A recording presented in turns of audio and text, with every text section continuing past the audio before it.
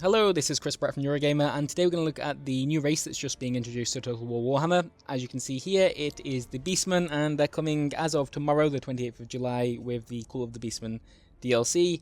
Yeah, you can, as you'd imagine, play them as part of the Grand Campaign, and if we click over here, there you are.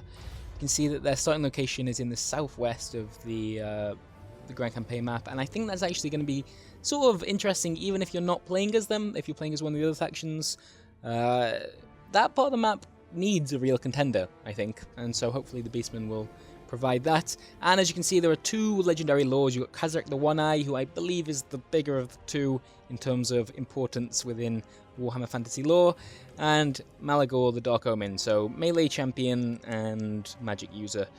Yeah, but we're not going to be playing the Grand Campaign. Instead, we're going to take a look at something else that's been added with this DLC, which is a smaller campaign, narrative-led, and yeah, you'll have seen this in other Total War games before now. It's called An Eye for an Eye, and it centres around Khazrak the One-Eye and his feud with a fella called Boris Todbringer, the Elector Count of Midland. So yeah, let's go take a look at that, shall we? We'll get into the playstyle and how all the bits and pieces work once we're actually in, but for now I'm going to let you watch the cinematic because it's pretty cool.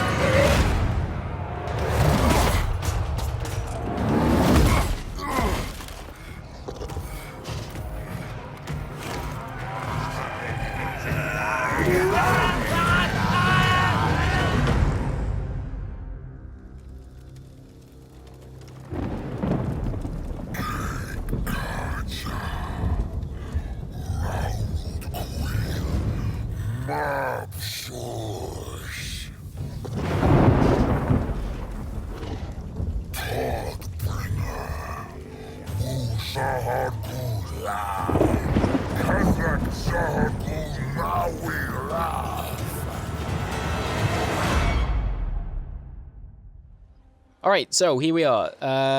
The objective in this kind of mini-campaign is to, if you haven't guessed already, destroy the faction of Marienburg, raise a bunch of settlements. The Beastmen can't hold settlements of their own, so everyone that you take, you'll burn to the ground.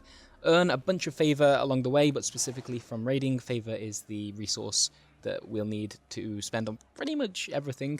And ensure that Boris Todbringer is in a wounded state at some point during the campaign. So yeah, Khazrak here, he's not the most complicated of individuals. He's rather upset at this fella for taking out one of his eyes in some earlier conflict, and as a result wants to burn everything on the way to dealing with him. And yeah, as I said, the Beastmen operate as a horde, which means you'll probably have seen this in the way that the Chaos Warriors already work in Total War Warhammer, or maybe the Huns in Attila. You need to... your entire settlement is based around your armies. Each army is a settlement in itself, and to access the kind of the buildings, or at least to improve them, or to recruit new forces, you'll want to enter what is called the Encampment Stance, and yeah, that will mean that you can't move for the rest of that turn. There's also something more complicated going on with the Beastmen, which will be familiar if you've played a Greenskin campaign, and this is the idea of Bestial Rage, in which you have to keep fighting and keep being involved in conflict and keep the blood fury going of the Beastmen, or they get bored and start fighting themselves, and you don't really want that to happen. If you reach a high enough point, you can, just like with the greenskins in a war, you can summon an additional Bray Herd to come and help you for a short amount of time. That's how that works. Yep, the Beastmen are constantly moving forwards, constantly attacking everyone they come across, and they don't hold land of their own. That's pretty much it. So, to start with, let's go and hit a settlement, shall we? Because we've actually got a mini objective here to... Oh, no, is that it? Chapter objective, there we are. To destroy the faction of Karaberg, which we are kind of right by at the moment. And yeah, let's start that. Gives us a nice little boost of favour to begin with. And yeah, not particularly difficult to start. Not many of these settlements have much to stand against us, so we don't need to worry about encamping and building up our force just yet. Let's go and have a fight and see how these guys work. Now, I have played through this campaign a little bit already, and I enjoy the Beastmen style of play a lot, actually, because they specialize in using the Vanguard deployment and basically creating ambushes. In fact, every single time you launch an attack, you have a chance of it being an ambush just because you're the Beastmen, which is cool. But also, yeah, you can see this yellow line is where we would usually have to deploy, and we will have to for some of our units, like, for example, the Ungor Spearman Herd. However, people like your Gore Herd over here, which are Axe Infantry and, yep, more Axe Infantry but with shields, they can, like, go anywhere up to here, and the enemy will be spawning right there, so that's really, really close. And in fact, if you make good use of the maps like this, it means you can have them hidden right next to the enemy and they'll have no idea to begin with, which is extremely powerful. We've also got these Senticles, which is our only unit of cavalry right now. They can also use Vanguard deployment, however, they can't hide in forests. Sort of defeats the purpose of what I'm doing over on that left flank. However, I might just put them over here just to give the enemy forces something to freak out about. Put them in a group so we've got them nice and easy. Got the spearmen there, and some Ungor raiders, which are our archers. We'll put just behind. These are probably the most basic infantry and ranged units that the Beastmen have access to. Pretty cheap, but they'll do the job for now. Kazarak the One-Eye himself looks fairly inconsequential next to these Minotaurs, which are our monstrous infantry. He looks more impressive as you get on, as you unlock interesting mounts, as happens with some of the legendary lords in Warhammer. But he's, yeah, by far my most powerful unit. Look at his stats. And yeah, these Minotaurs are just very, very cool and have a really excellent charging animation. So we'll smash those into some infantry, hopefully. See how that looks. Alright, so what we got here. This is a garrison force, and as a result, there's really not much to it. We got swordsmen and spearmen, and then kind of hero unit here. But really, we have a huge advantage, as you can see up here. So, let's just show, like, one of the advantages of the Beastmen here is that I've already got those units all the way out there on the flank of the Empire, and they don't quite know it yet. And where do we want to put them? Yeah, we'll just put them there just because it's going to freak them out. They will not know how to handle their formation as a result. Let's get the rest of our force moving up as well. Kazarak, stand right in the middle, give them all a nice leadership bonus. And we'll move the cavalry up here as well. And we'll fast forward because that'll take a long time otherwise. I'm being very sensible and only walking my units, except for Kazarak, who I just absolutely charged over there like an idiot. Oh, I may as well do it with everyone. This is going to be such an easy fight. And I realise that there are people watching this, so let's not completely bore you to tears. So yeah, we've got these axe infantry up on the hill here. You can see they're already trying to react to that with a single unit of swordsmen facing off that way. We'll bring our cavalry all the way over here. This will really freak them out. And let's get things started, shall we? Put these archers into skirmish mode and just have them go and pepper the hero unit there. That in turn will probably make them charge, you'd hope. But we'll see. I've got the Blood and Gore DLC added as well, so you should see some of that. The one thing that I don't like about the Beastmen cinematic so far is the complete lack of blood and gore. There were a few moments, especially with how savage this race is supposed to be, where it's kind of missing that. That's a fairly minor concern, I guess. Alright, so they are pushing forwards now, as they really have no other choice. I'll bring my axemen into play. I'm going to get these guys, my cavalry, right behind them. And you are supposed to be running away about now. Yep, that's good. We'll have them just run through my spearmen.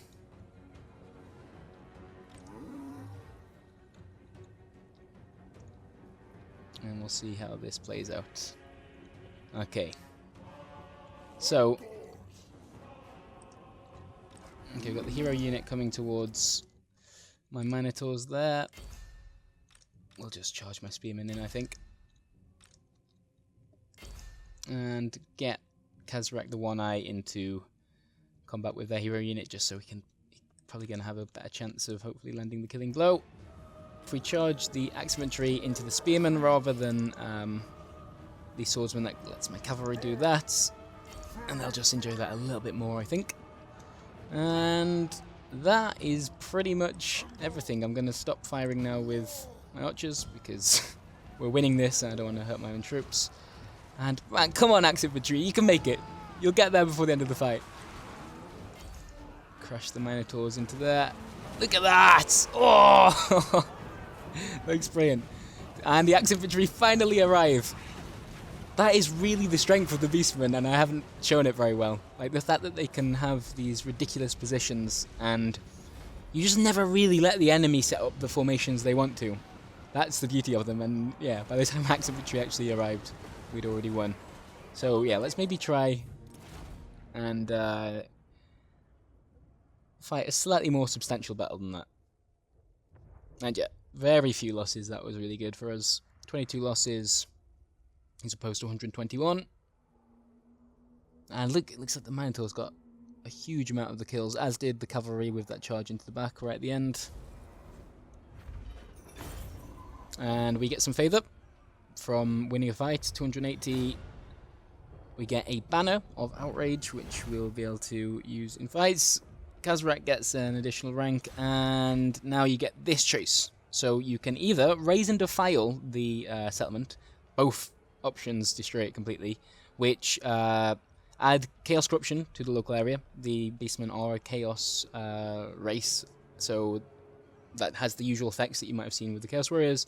But also, it adds Horde Growth, which you need to basically improve your settlement. You need the population to keep going and going, and Horde Growth is a huge part of that. That's for a single turn, or instead you can get some additional loot, which, you know what, I think we're gonna go for the Horde Growth.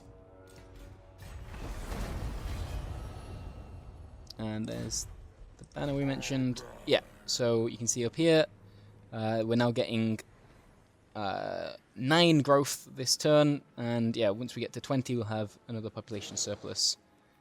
And I can't really show you what to do with that until we set up a camp, so let's move on to the next turn. We'll quickly research a technology here.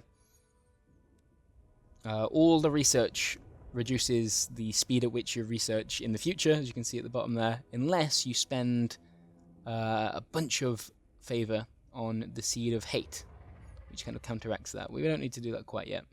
I'm going to go for Grizzly Trophies because it gives a decent leadership bonus versus humans, and we're going to be mostly fighting humans in this campaign. And that will almost do it.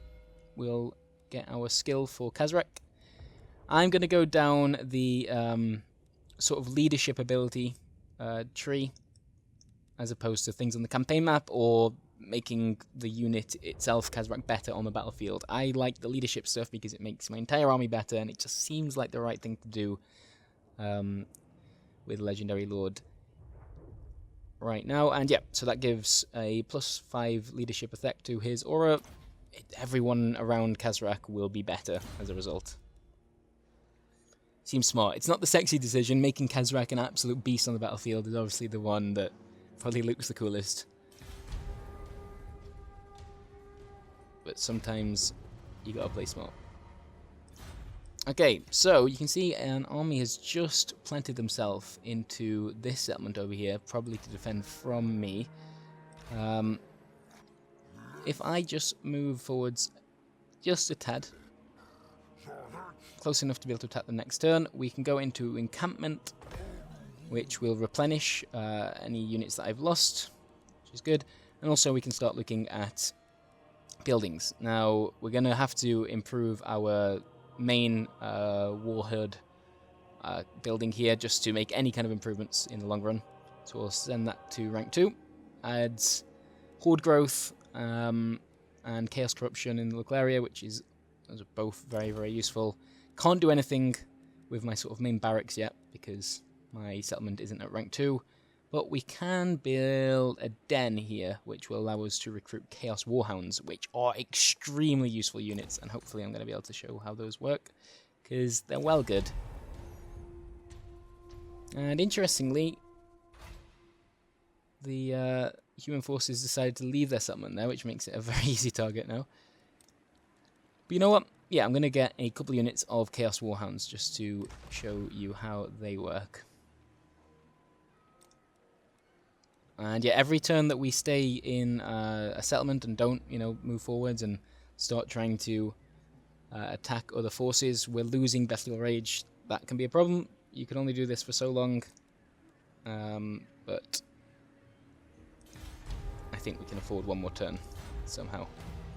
And here we go. This is a kind of world event choice that you get to make.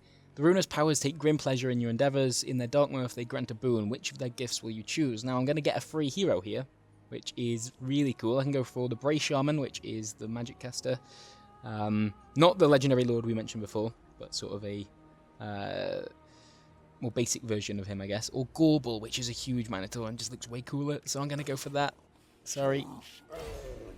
And we'll embed him with Khazrak. And can we...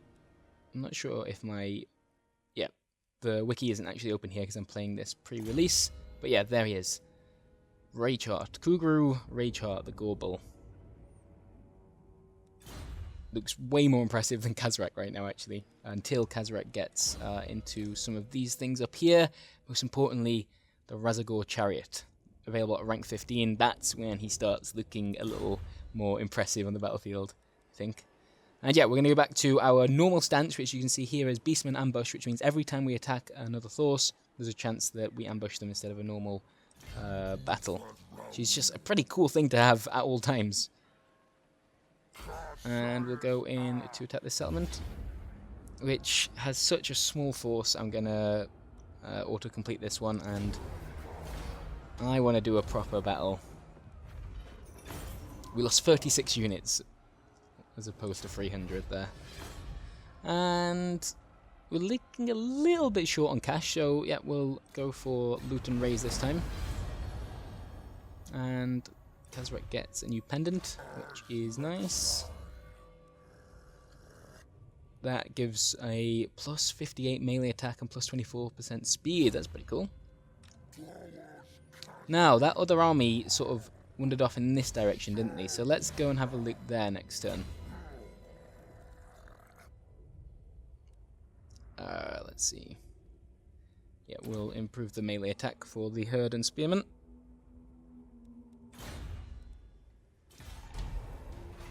And yeah, let's just creep forwards here. I should also mention there's one other movement option we could use. You have to use this at the beginning of your turn, which is to use the Beast Paths, which allows you to cross impassable terrain. However, there are some risks involved in using it one of which is that you can be intercepted by enemy forces, and you have a battle within the beast paths themselves, which is like a big linear battlefield, similar to kind of the dwarf passageways, I guess. And if you lose the battle there, you lose your force. You don't get to retreat. So, worth bearing in mind. And we've encountered another tribe of beastmen here. The Ripperhorn, which gives us a new mission, which is to raise or sack 3 different settlements belonging to the Empire, or belonging to Empire provinces, sorry, not necessarily the Empire themselves. And if we do that, the Ripperhorn tribe will respect us, and I guess that will help towards having them join us. Seems like a smart thing. Now the bigger force that we just saw has now gone and jumped over to the capital itself, which has walls, which is a problem for the beastmen. But we're not so great at sieges. Don't get to use many of our cool tricks there. Well, we may as well just hit this territory in the time being. Make sure that we raise it, which will help impress this neutral tribe right here. Decisive victory, and we'll go for... I think we'll take the growth actually this turn. And hope that the other beastmen, yeah, they're completely neutral to us right now. And can we actually look at how our diplomacy works with them? Yeah, that's right. So, their strength rank is 7, we're 11, they're actually a little bit stronger than us. And,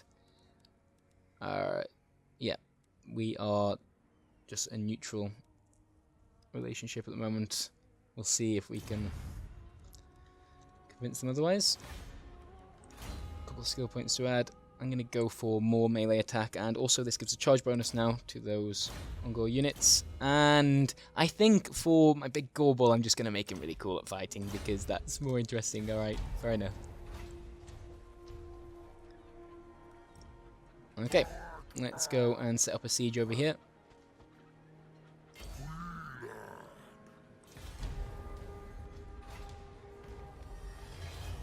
Grizzly Trophies has now been researched, that's good timing for us. And another event that kind of happens, I think there's a regularity to it, I'm not sure exactly how often this happens, but you get to pick between 4 pretty substantial buffs, but all of them have a problem associated with them. So you can have all your damage units be fully replenished, but you'll lose -20 to horde growth for a single turn. This one makes us better at fighting for 3 turns, but you lose campaign movement, and that might actually be really good for us right now. Look at that, melee attack plus 50 to all forces. Holy crap. Recruitment cost, you can really reduce that, but you lose defense, and added bestial rage for all forces, but we will have to pay more upkeep. So yeah, everything has a sort of negative element to consider. We're going to go for a massive buff to melee attack, because we're about to enter a siege that we are the smaller force within. Because obviously they've got their garrison unit, which is here. We've also got their actual final army. Nothing that we can't handle. I mean, we're not having to worry about cavalry yet, which is a big bonus. But the beastmen just aren't the best at conducting sieges. They prefer to fight out in the open with forests, as you've already seen. Okay, yeah, we'll build some siege towers, which will take us 2 turns. And then we will see how this goes. Now I'm going to keep researching towards the Path of War, which reduces recruitment cost by 33%. And yeah, all of this stuff is extremely useful for the kind of campaign we're running right now. And you know what, I'm not sure if I'm going to be able to... How many turns left did I have to impress?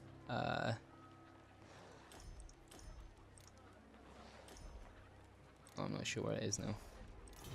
I don't think we had that many turns left to raise 3 settlements, so we might actually not quite make that. And here comes a big army. Sorry, we thought we'd trapped their entire force within the capital, but it looks like they had a fairly substantial force roaming around. Not too far away, and that's a problem for us. However, the Ripper Horns are here. Can we fight with them alongside them?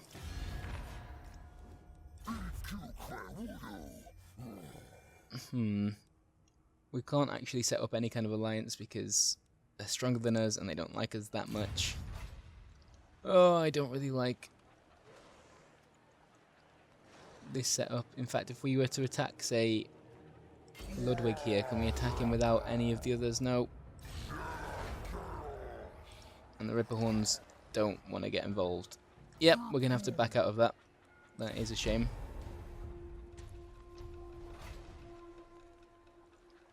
And yeah, I'm not entirely sure I can take that just yet. Which means we can head out to Grosheim, or we can just sort of wait around for one of their armies to leave the capital. Yeah, I think I'm going to do that. And in the meantime, I'm going to just raid this area, which will bring in some income and also add to our bestial rage. However, if we get attacked in this stance, our vigour in battle will be winded, so that is worth bearing in mind. The Ripper Horns are still about. And there we are. Okay. So back to our ambush stance. And there we are. So we've just been... Your army spotted an enemy force waiting to ambush. This is going to be an interesting fight, actually. About equal forces. Okay, this one might be a nice place to end the introduction. A big battle with a fairly substantial Empire force. Okay, let's put the Banner of Outrage, which gives plus melee attack, charge bonus. Let's give that to our Minotaurs, who were down to 4 there. That's a problem. And let's fight this one manually, because it's going to be a little bit interesting. The problem that comes with a horde-based race like this is that if you lose the fight, and eventually you lose the force itself, that's your settlement gone. And then when you've only got one horde and one settlement, you can only afford to do that once, and then that's the end of the campaign. There are opportunities to recruit additional hordes, one of which could have been the Ripper Horns if we impress them enough. But yeah, right now we're in a fairly vulnerable state. Okay, so we're going to do a similar idea to last time, which is set up our basic force here. And now we're going to put both of our hero units together. There's a Gorbel. Let's see, Luke Ace. Looks way better than Kazrak right now. We need to get you a chariot ASAP. Minotaurs here. And I'm actually going to leave the cavalry over here as well. And now the rest of them. God, not a lot in the way of woodland. Can we use this? That looks impassable. Okay.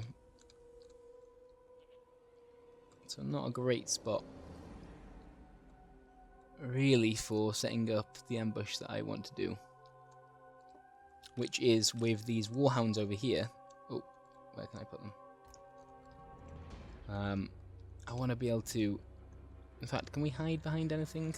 Is that possible?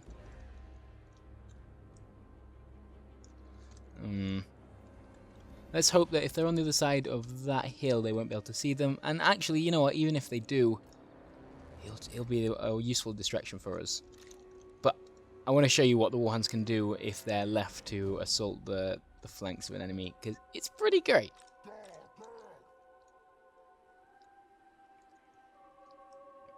And we're going to claim the high ground with our Axe Infantry here.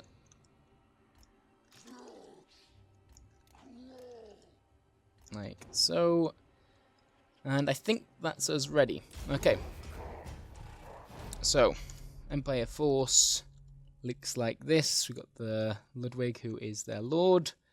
And yeah, so our War Hounds are currently hidden, which is very useful for us. And I think what we'll do is move forwards with our main force.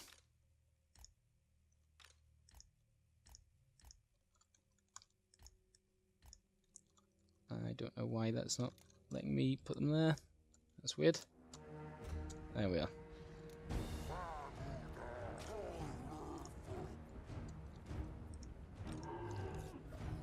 Oops. Yeah, we'll try and keep some semblance of a formation here. Are they pressing forwards? Yes, they are. So let's give them something to think about by moving our axe infantry over here. And you know what? It would actually be a better idea to have these relatively close, in case we need to. So they're probably going to give their position away as they crest this hill. Look how fast these guys move. They are so good for just causing problems. They're just really, really aggravating. You get to see that? Alright, so we'll hold formation like this. In fact, we don't actually want to get quite that close.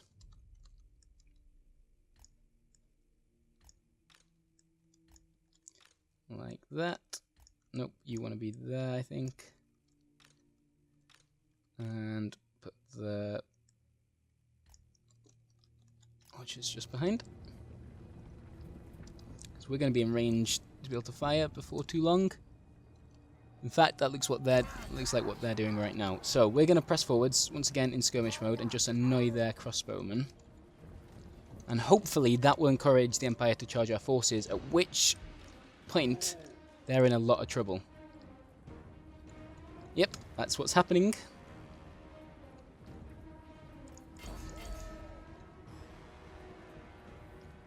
Their crossbowmen are falling back, and we're getting ready. Okay, so we'll charge the Minotaurs in. We're going to get my cavalry up here so they can flank round after, and my Chaos War Hounds over here are going to show you how freaking great they can be.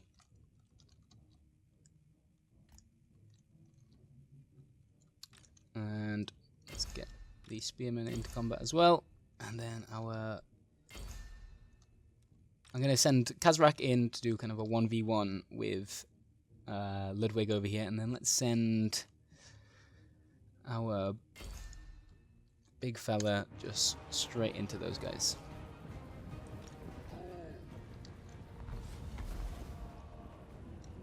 Alright, that's everyone in play.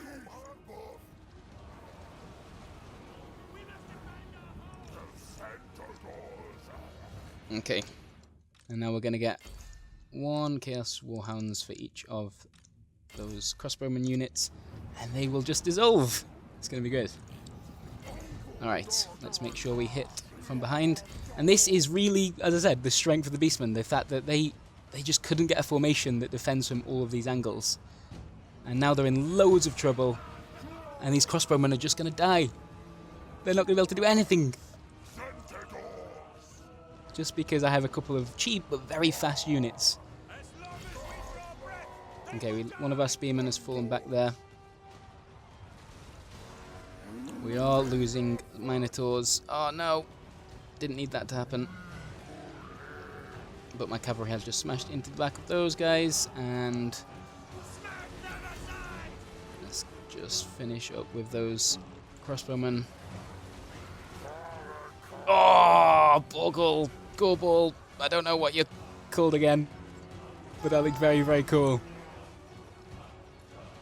Alright, so those crossbowmen are pretty much dealt with. I think I can take one of these Chaos Warhounds and just come and help with these spearmen over here, because that caused me some issues. In fact, my cavalry is struggling with them pretty badly. Let's finish off. Yep. Looks like their lord is fleeing, and in fact is almost dead. And everyone retreated as a result. That was a little bit messier than I was actually anticipating, but oh well. yeah, that charge with the Axe Infantry really did the brunt of the damage there, and it worked perfectly. Look at that. A fairly even battle. In fact, I think they had slightly better odds than we did, and a decisive victory for the Beastmen because they can position all over the freaking place and really take advantage of that. Lost 153, the enemy lost 358. That's not a bad win. Alright, that's probably a good spot to leave this Let's Play / introduction to the Beastmen DLC. Hopefully it gave you some idea of what to expect from their playstyle, and whether or not it suits the kind of playstyle you prefer to play yourself. Yeah. I guess this really comes down to how much you've enjoyed Total War Warhammer so far. I think it's a very good game within the Total War series, probably one of my favourites, and yeah, if you like it too, maybe this is something that will interest you. Maybe you want to control big old Kazrak the One Eye over here and just kill a bunch of humans because he's mad about losing his eye. Thanks very much. Leave a like if you liked, and we'll see you next time. Bye.